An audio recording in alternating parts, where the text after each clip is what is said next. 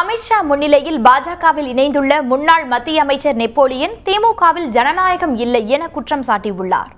இதுகுறித்து அவருடன் எமது செய்தியாளர் ராஜா நடத்திய உரையாடலை பார்க்கலாம். உள்கட்சி ஜனநாயகம் சரியா இல்ல, அவங்களுடைய செயல்பாடுகள் எனக்கு பிடிக்கல. நான் 16 வயசுலேருந்து 35 ஆண்டு காலமாக இந்த இயக்கத்தில் பணியாற்றிட்டு வரேன். எந்த ஒரு கட்சி பொறுப்புக்கு நான் ஆசைப்பட்டதில்லை. இது நாள் வரைக்கும் ஒரு வட்டச் செயலாளரோ, ஒரு நகர செயலாளரோ, ஒரு ஒன்றிய செயலாளரோ, ஒரு மாவட்ட செயலாளரோ, தலைமை பொறுப்பு எந்த பொறுப்புலையும் இல்லாமல் இந்த இயக்கத்துக்காக பணியாற்றினேன்.